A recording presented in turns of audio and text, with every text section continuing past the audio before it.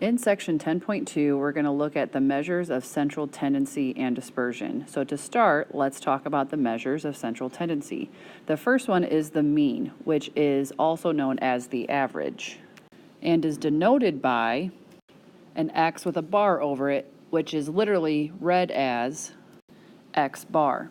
To find the mean, you're going to add up all of the data values and divide by the number of data values. The second measure of central tendency is the median. The median is the middle number of a data set when they are written in numerical order. I want you to make sure that you write down they have to be in numerical order. So to find the median, put the numbers in order and find the middle number. And just as a side note, if there are two middle numbers, you're going to find the average of the two values. So basically just add the two numbers together and divide by 2. Our last measure of central tendency is the mode. It is the number in a data set that occurs the most.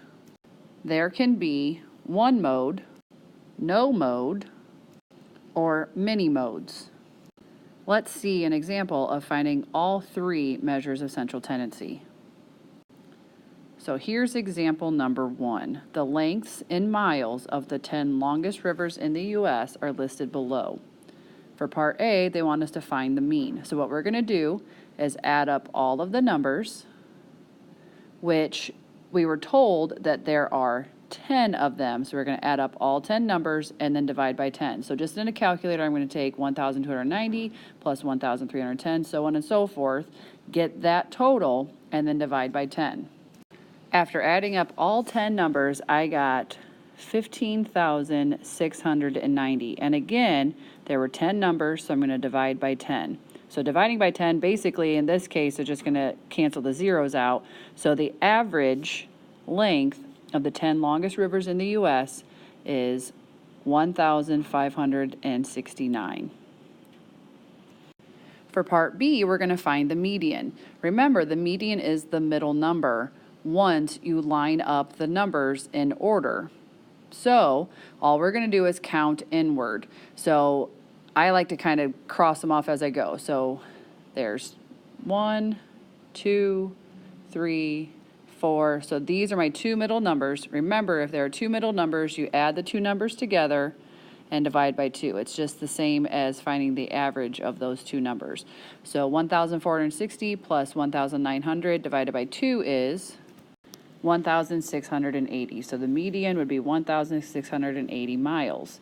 For the mode, we're going to look for the number that occurs the most. So again, it's easy when these are lined up in order because you can clearly see which numbers occur more than once.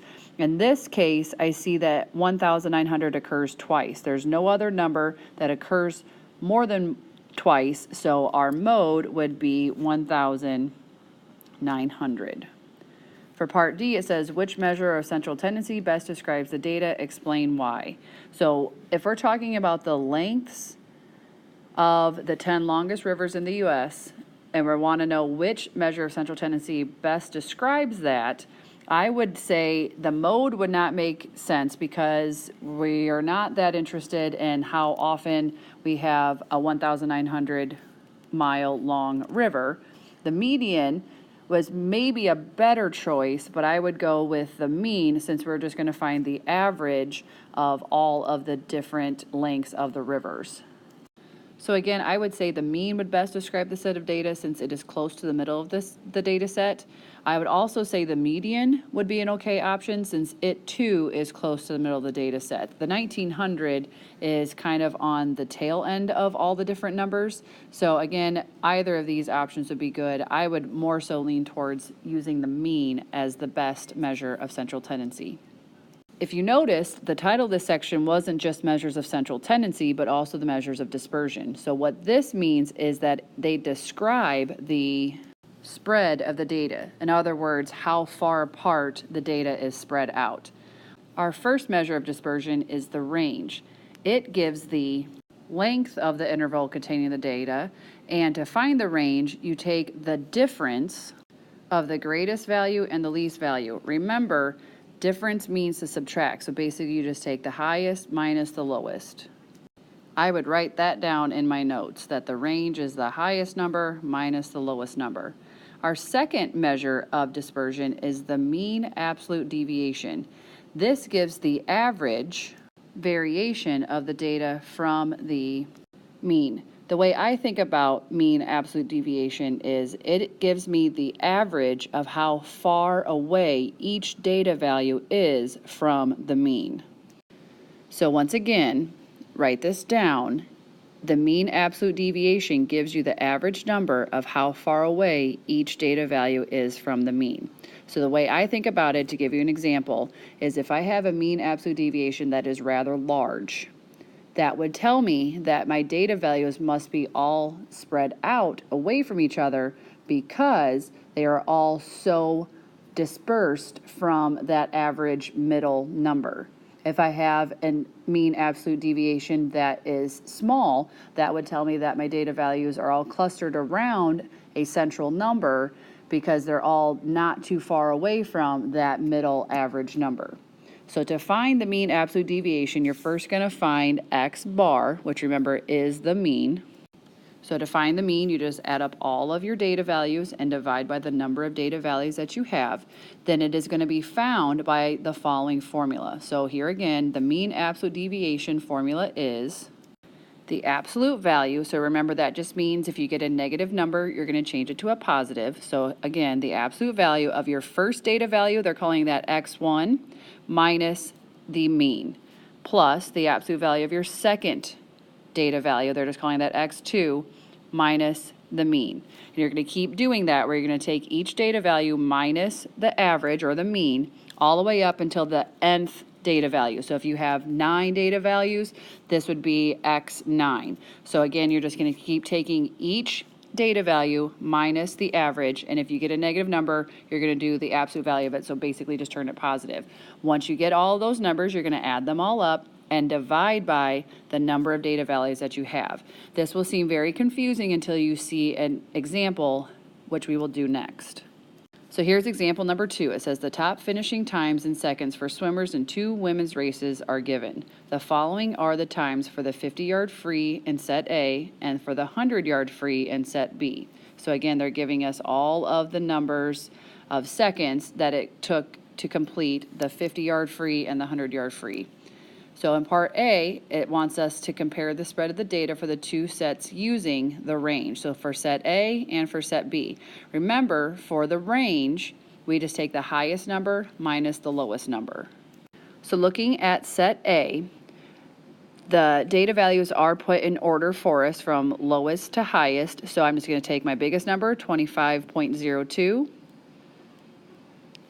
and subtract from it my smallest number, 24.32, which gives me 0.7. So what this tells me is my data values are all spread within 0.7 of each other. For set B, again, I'm going to take my highest number minus my lowest number, and very conveniently, they have put the numbers in order from lowest to highest for me, which makes it easier. If you are not given your numbers from highest to lowest or lowest to highest, I would suggest doing that just to make your problem easier to compute.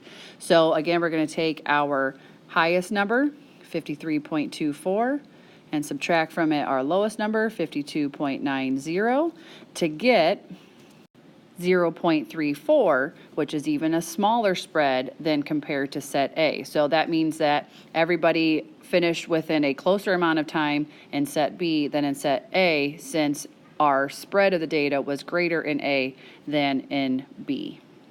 Now for the second part of example number 2, part B, we're going to find the mean absolute deviation. So remember, to do that, we first have to find the average. So we're going to find X bar for both set A and set B. So X bar for set A would be found by adding up all the numbers and dividing by the number of data values that we have. So we have 1, 2, 3, 4, 5. So we're going to add up all 5 numbers and divide by 5 to get 24.596, and then I'm going to also do that for set B. I'm going to add up all 5 numbers and divide by 5 to get an X bar of 53.02. So back to the problem at hand, we need to find the mean absolute deviation. So what you have to do once you find your x bar or your mean is you take each data value minus your x bar, and if you happen to get a negative number, you just take the negative off since it's the absolute value of that number.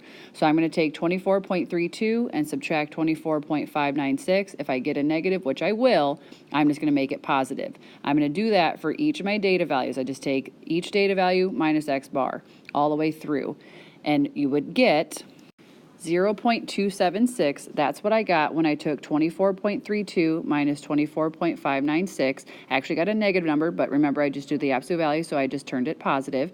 Then I took 24.34 minus 24.596 and got 0.256. I took 24.48 minus my x bar and got 0.116. Then I took my 24.82 minus the x bar and got 0.224. And then lastly, I took the 25.02 minus the x bar and got 0.424. After I find all of those differences, and again, if they were negative, I made them positive, I'm going to divide by the number of data values I have, which is 5. So I will just take all of those decimals and divide by 5 to get an absolute deviation of 0.2592. So what that tells me, since this is a rather small number, that all of my original data values must have been clustered around a very close number to one another, since the average of all of the data values compared to the average number was a very small number. Let's look for set B. So again, we're going to take each of our data values minus x bar. If it was negative, I would make it positive. So I'm going to take 52.90 minus 53.02, 52.96 minus 53.02, so on and so forth to get 0.12, 0.06, 0.04, 0, since one of the numbers was what we had for x bar, and 0.22. So again, I took each of my data values, subtracted them from the 53.02. If I got a positive number, I left it positive. If it was negative, I made it positive. So once I find all 5 of those numbers, I take them divided by 5, since I had 5 data values, to find the mean absolute deviation of 0.088, which is an even smaller number compared to the mean absolute deviation of set A. So looking at the two sets, I would just assume by looking at the mean absolute deviation that set A's number were further spread apart than set B's number, since I got a smaller number for the mean absolute deviation for set B compared to set A. That's it for this section. Make sure you jot down anything you didn't understand that we can go over in class before we move on, and we'll see you then.